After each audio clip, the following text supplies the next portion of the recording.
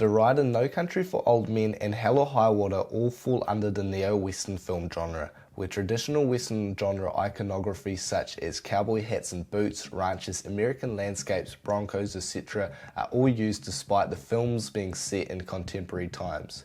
The neo-Western genre keeps these elements to portray how the traditional Western Americans have become out of touch with the contemporary Wild West. This is evident in the Coen brothers' 2007 film No Country for Old Men, where Terrell County Sheriff Ed Tom Bell, played by Tommy Lee Jones, struggles to understand the motives of hitman Anton Chigurh, as well as his voiceover reminiscing on previous times where things were seemingly simpler. Some of the old-time sheriffs never even wore a gun. A lot of folks find that hard to believe. Jim Scarborough never carried one. That's the younger Jim. We understand that Bell therefore serves as a portrayal of the traditional Western time frame and does not quite fit in with the modern day environment.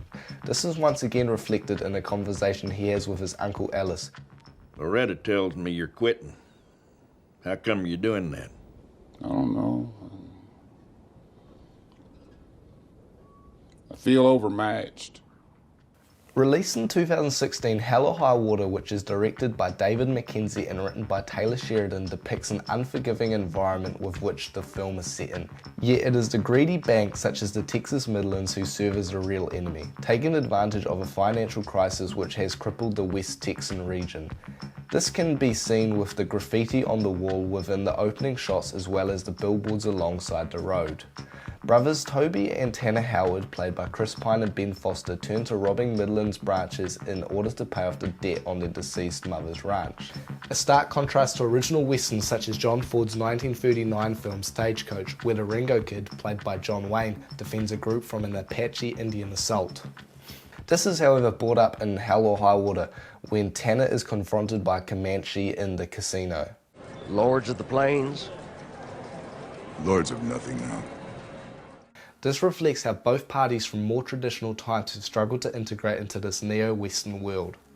However, Chloe Zhao's film The Rider takes a different approach through the use of Brady Blackburn, played by Brady Jandreau. The young former rodeo rider suffering from a freak accident is determined to find his way back into working around horses. He feels pressured by his friends to get back into rodeoing and feels he must do it in order to prove himself once again. Brady, however, struggles with the side effects of his injury, financial instability at home, and questioning his mental state of mind. The harsh and unforgiving rule of this newer version of the Wild West does not allow him to pursue his dreams as much as it pains him to give up. Change is inevitable. It is how you deal with it which is optional. This is the case with various key characters within the three neo-Western films discussed.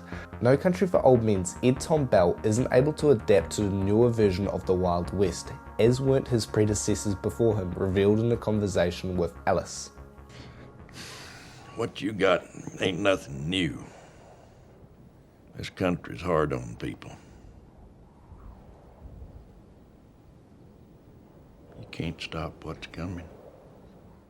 He is unable to solve the case, therefore cannot establish the just and lawful world he seeks. For Hell or High Water, several characters fail to adapt, most notably Tanner Howard, who acts like an outlaw such as Billy the Kid, as he is mainly motivated to rob banks due to the thrill, unlike Toby, who does it to pay off the ranch's debt. Toby is able to survive as he is more adapted to this new world, unlike his trigger-happy brother. His motivation differs drastically as he only wishes to provide for his family. Whereas the rider, Brady struggles to move on from his life of horses. He works in a supermarket where he is clearly unhappy, yet he is well aware that he must try to pursue other avenues.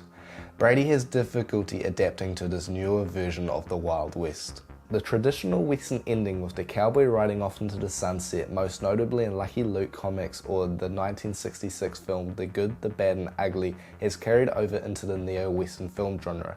But, however, they tend to serve different meanings. For instance, the final scene in The Rider shows Brady Blackburn riding his horse. This is clearly a memory and we are well aware he will never be able to do so again. Hell or High Water shows now retired Marcus Hamilton, played by Jeff Bridges, driving his sedan into the sunset, serving as a play on the typical Western ending with a more modern day element involved.